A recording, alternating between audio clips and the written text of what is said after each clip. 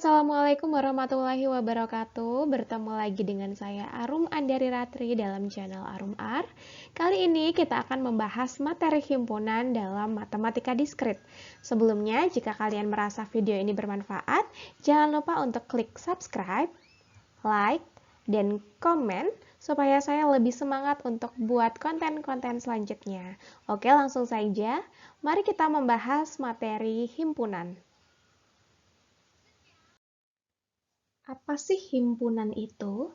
Jadi himpunan atau set adalah kumpulan beberapa objek tak terurut yang berbeda. Dalam contoh kali ini saya punya himpunan huruf vokal yang isinya adalah A, I, U, E, dan O. Kemudian objek-objek dalam himpunan disebut sebagai elemen atau unsur atau anggota. Jadi A, I, U, E, dan O itu disebut sebagai elemen atau unsur atau anggota. Himpunan dituliskan dalam bentuk kurung kurawal, jadi diapit oleh kurung kurawal di sininya.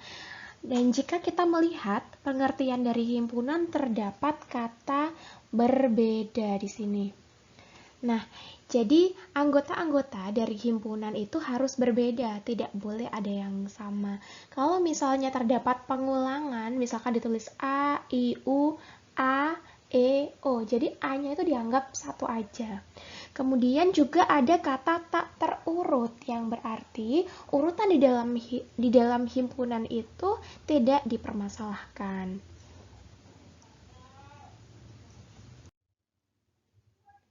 Nah, dalam penyajian himpunan ada beberapa cara, yaitu enumerasi, simbol-simbol baku, notasi pembentuk himpunan, dan diagram Venn.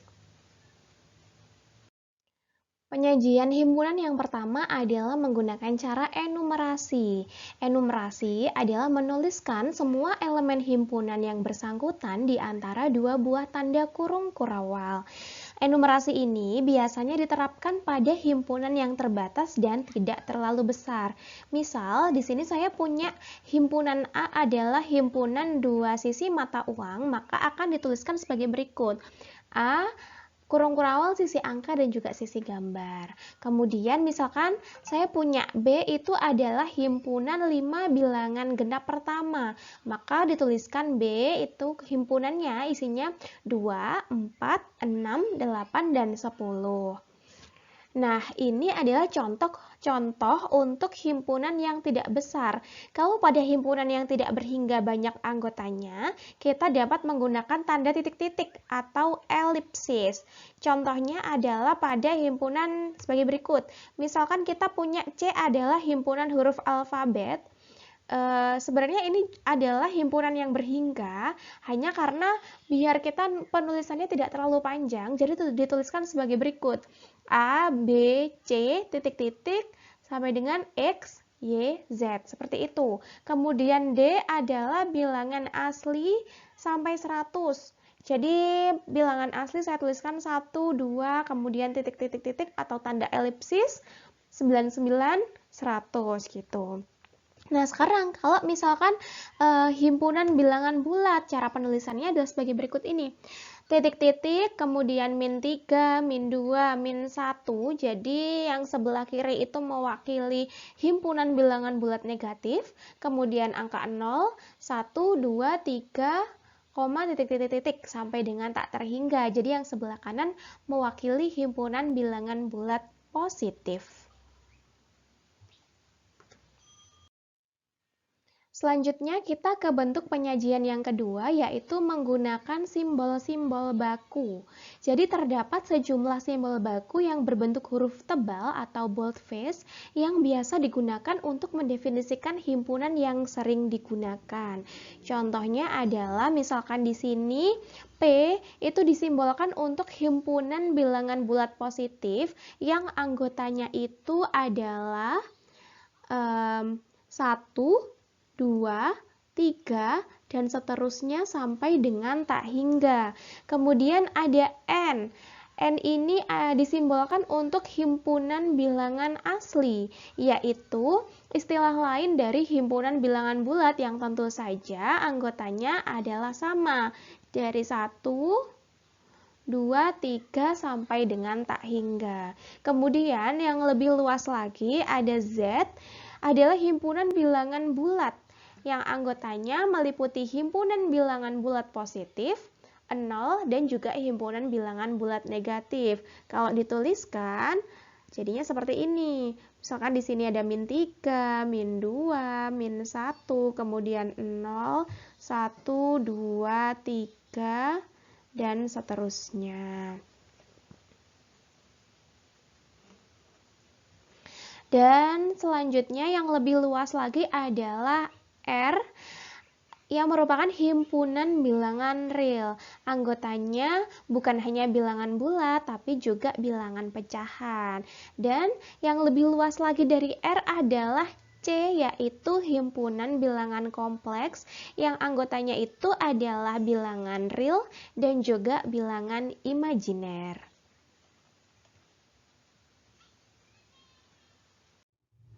Penyajian himpunan yang ketiga yaitu menggunakan notasi pembentuk himpunan. Menggunakan penyajian ini, himpunan dinyatakan dengan menulis syarat yang harus dipenuhi oleh anggotanya.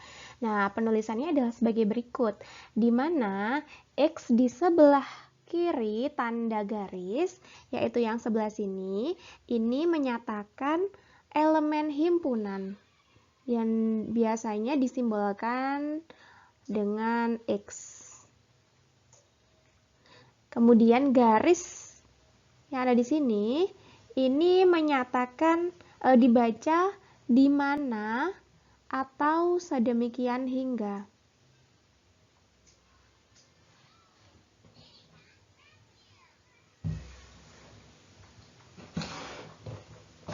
Terus kemudian yang ada di sebelah kanan tanda garis ini menunjukkan syarat keanggotaan himpunan. Dan setiap ada tanda koma di dalam syarat keanggotaan, itu dibacanya dengan dan.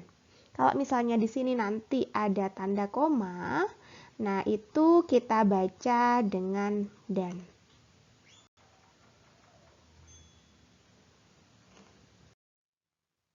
Selanjutnya kita ke contoh. Contoh 1, A adalah himpunan bilangan bulat positif yang lebih kecil dari 5. Jika kita menuliskannya ke dalam bentuk notasi pembentuk himpunan, bentuknya adalah seperti ini. A adalah X, sedemikian hingga X adalah himpunan bilangan bulat positif lebih kecil dari 5. Ketika kita ingin menuliskannya dalam bentuk yang lebih singkat, jadinya seperti ini. X sedemikian hingga X elemen P, di mana P adalah bilangan bulat positif. Kemudian di sini ada koma, kita bacanya dan X kurang dari 5. Kemudian contoh kedua, B adalah himpunan bilangan genap positif yang lebih kecil atau sama dengan 8. Ketika kita menuliskan ke dalam bentuk notasi, jadinya B adalah X, sedemikian hingga X adalah himpunan bilangan genap positif yang lebih kecil atau sama dengan 8. Bentuk lebih ringkasnya, B adalah X sedemikian hingga X elemen P dan X kurang dari sama dengan 8. Diagram Venn. Ini adalah penyajian himpunan yang keempat menggunakan diagram Venn. Jadi diagram Venn ini menyajikan himpunan secara grafis. Himpunan semesta yang dilambangkan dengan U digambarkan suatu segi 4, sedangkan himpunan lainnya digambarkan berupa lingkaran di dalam segi 4 tersebut.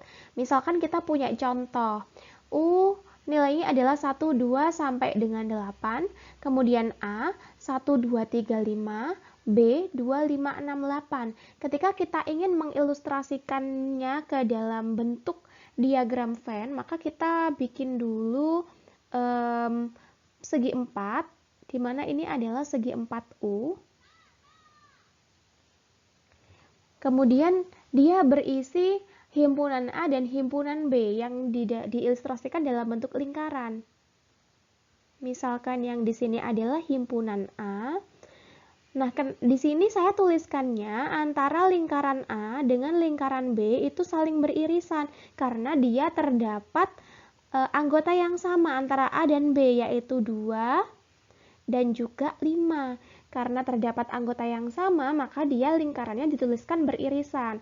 Yang diisi di dalam irisannya di sini adalah angka 2 dan angka 5. Karena dia adalah angka yang sama. Kemudian, untuk angka yang tidak sama, di sini saya tuliskan di sini ada 1 dan 3. Di himpunan B ada angka 6 dan angka 8. Kemudian, sisanya angka-angka di dalam U yang tidak ada di dalam A dan B kita tuliskan di luar lingkaran. Jadi dia di dalamnya segi 4. Angka-angka di U yang belum ada di A dan B. 1, 2, 3 sudah ada. 4 belum ada, berarti kita tuliskan 4 di sini. Kemudian 5, 6 sudah ada. 7 yang belum. Kita tuliskan di sini 8 sudah ada. Nah, beginilah ilustrasinya jika menggunakan diagram Venn. Selanjutnya kita ke kardinalitas. Misalkan A merupakan himpunan berhingga, maka jumlah elemen berbeda di dalam A disebut dengan kardinal dari himpunan A dan dinotasikan dalam bentuk NA atau A yang diapit oleh 2 garis. Contohnya, kita punya A adalah X di mana X merupakan elemen dari P dan X kurang dari 5. Jadi misalkan di sini kita sajikan dulu dalam bentuk enumerasi.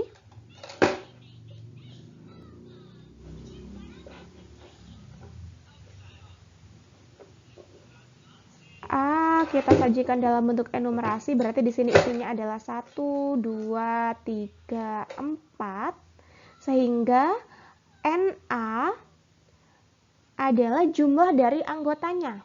Di sini berisi 1, 2, 3, 4. Ada 4 anggota sehingga NA adalah 4 atau bisa kita tuliskan A sama dengan 4. Kemudian di contoh yang lain, B adalah X di mana X merupakan elemen dari P dan X kurang dari sama dengan 8. Kita sajikan dulu ke dalam bentuk enumerasi. Di sini B 1, 2, 3, 4, 5, 6, 7, 8. Karena di sini kurang dari sama dengan 8, jadinya 8-nya ikut. Kemudian kita hitung berapa anggotanya. Di sini ada 1, 2, 3, 4, 5, 6, 7, 8. Kita tuliskan NB sama dengan 8 atau B sama dengan 8. Kemudian ada himpunan kosong, yaitu himpunan yang tidak memiliki satupun elemen atau himpunan dengan kardinal sama dengan 0. Disebut himpunan kosong atau empty set. Notasinya digambarkan seperti ini. Sebagai contoh himpunan, misalkan di sini ada himpunan A, X, di mana X kurang dari X, maka kardinal A sama dengan 0. Jika kita memasukkan sebarang bilangan X, misal di sini ada X sama dengan 2, maka tidak ada 2 yang kurang dari 2. Atau misalkan X sama dengan 7, maka 7 kurang dari 7. Kan nggak berlaku seperti ini, maka dia kardinalnya sama dengan 0 atau tidak memiliki anggota.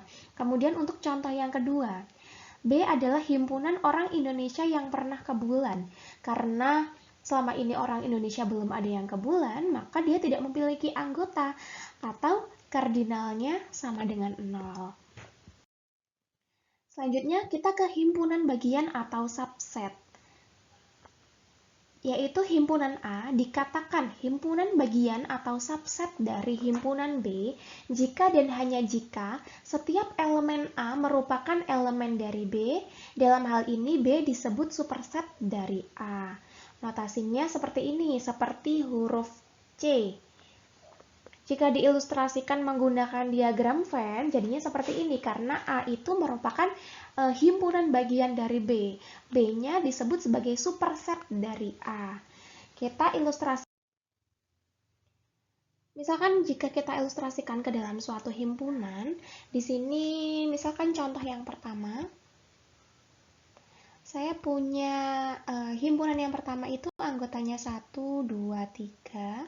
Kemudian himpunan yang kedua anggotanya 1, 2, 3, 4, dan 5. Berarti himpunan yang pertama merupakan himpunan bagian dari himpunan yang kedua. Karena seluruh anggota dari himpunan yang pertama itu merupakan anggota dari himpunan yang kedua. Coba misalkan ketika kita ilustrasikan dalam bentuk diagram Venn, di sini adalah himpunan yang pertama anggotanya 1, 2, 3. Kemudian kita punya diagram lingkaran lagi himpunan yang kedua yaitu 4 dan 5. Nah, ini berarti himpunan yang pertama merupakan himpunan bagian dari himpunan yang kedua. Coba sekarang kita ilustrasikan ke contoh yang kedua. Kita punya A itu anggotanya adalah P, Q, R. Kemudian B anggotanya adalah M, P,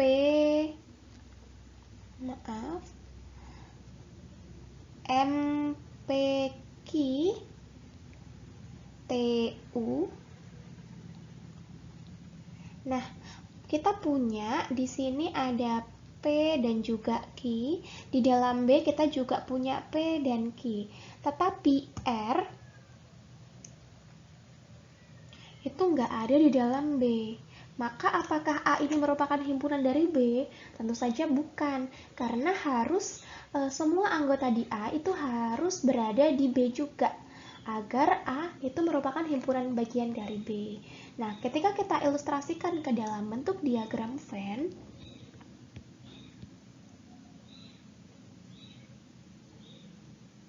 yang terjadi adalah dua lingkarannya itu saling beririsan. Di sini kita punya P, Q, di sini R, ini adalah himpunan A, kemudian himpunan B-nya di sini ada M, T, dan juga U. Jadi mereka bukan merupakan, jadi A bukan merupakan himpunan bagian dari B, tetapi A dan B itu saling beririsan. Selanjutnya ke himpunan yang sama. Pengertiannya, himpunan A dikatakan sama dengan himpunan B jika dan hanya jika keduanya mempunyai elemen yang sama. Dengan kata lain, A sama dengan B jika A adalah himpunan bagian dari B dan B adalah himpunan bagian dari A. Jika tidak demikian, maka kita katakan A tidak sama dengan B. Notasinya seperti ini. A sama dengan B jika dan hanya jika A merupakan himpunan bagian dari B dan B merupakan himpunan bagian dari A. Contohnya, saya punya contoh yang pertama.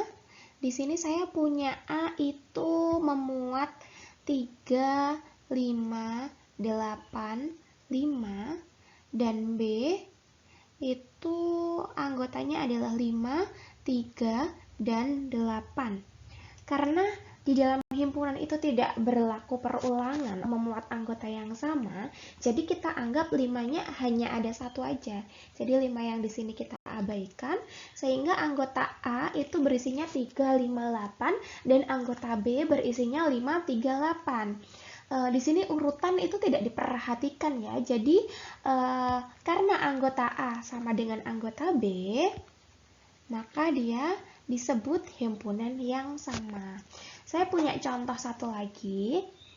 Contoh yang kedua, misalkan di sini ada C, itu anggotanya adalah 0 dan 1, kemudian D itu anggotanya adalah X, di mana X dikalikan dengan X min 1 nilainya sama dengan 0. Nah, untuk melihat anggota dari D itu apa saja, kita bisa memasukkan sebarang nilai untuk X. Misalkan di sini saya memasukkan untuk X-nya sama dengan 0, maka ketika kita masukkan ke dalam bentuk persamaan 0 kalikan 0 min 1, hasilnya sama dengan 0. Oh, berarti ini memenuhi untuk X sama dengan 0. Sekarang untuk X sama dengan 1, kita masukkan 1 dikalikan 1 min 0. 1 min 0, 0 dikalikan 1 sama dengan 0, maka dia juga memenuhi. Ketika misalkan kita masukkan untuk X-nya sama dengan 2, maka 2 kalikan 2 min 1, itu hasilnya sama dengan 2. Jadi yang di sini tidak memenuhi. Maka D itu anggotanya adalah 0 dan 1 sama dengan C. Maka berlaku C itu sama dengan D. Kita ke himpunan yang ekivalen. Himpunan A dikatakan ekivalen dengan himpunan B jika dan hanya jika kardinal dari kedua himpunan tersebut sama. Jadi dalam hal ini kita melihatnya kardinalnya atau banyaknya anggota dari himpunan tersebut. Contohnya, misalkan di sini saya punya himpunan A itu anggotanya adalah 1, 3, 5. Himpunan B anggotanya adalah 4, 5, 6. Kardinal dari A itu adalah 3, kemudian kardinal dari B juga sama dengan 3, maka kita sebut di sini kardinal A sama dengan kardinal B, maka berlaku A itu ekivalen dengan B. Kemudian himpunan yang saling lepas adalah dua himpunan A dan B dikatakan saling lepas jika keduanya tidak memiliki elemen yang sama. Notasinya seperti ini, hampir sama seperti notasi garis yang sejajar ya. Nah, ketika diilustrasikan dalam diagram Venn, mereka saling lepas. Contohnya, misalkan di sini saya punya contoh himpunan A, itu anggotanya dari tadi A terus. Misalkan di sini saya punya himpunan X, himpunan apa ya? Himpunan C.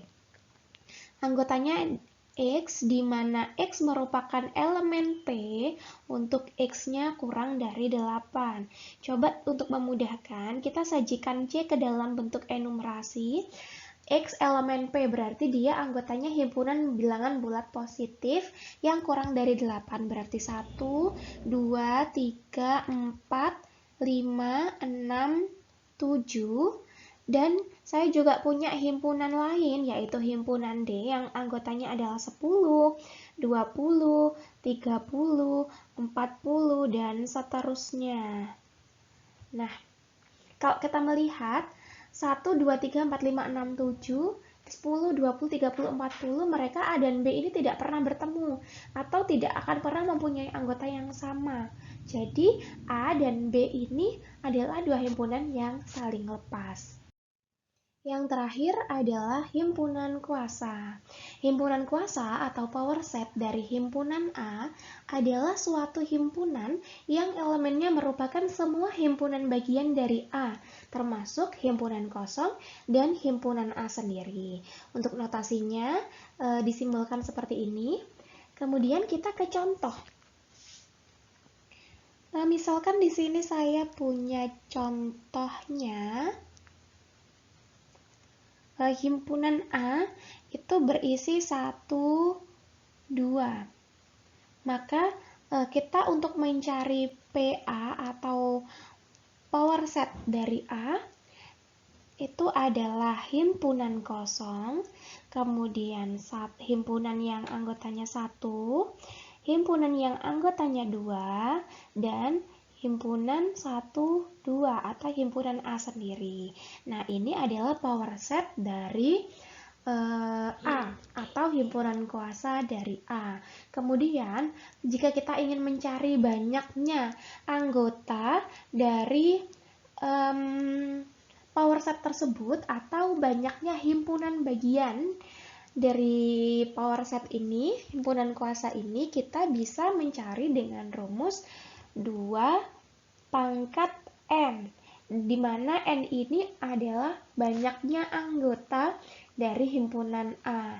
Contohnya, misalkan di sini karena A itu memiliki anggota 2 atau kardinalnya sama dengan 2, maka 2 pangkat 2 sama dengan 4. Maka di sini himpunan anggotanya berjumlah 4. Seperti itu. Nah, itulah sedikit mengenai himpunan. Untuk materi himpunan lebih lanjut ada di part 2. Silahkan dilihat di video yang part 2. Kemudian terima kasih sudah menonton. Semoga bermanfaat dan jangan lupa untuk subscribe. Wassalamualaikum warahmatullahi wabarakatuh.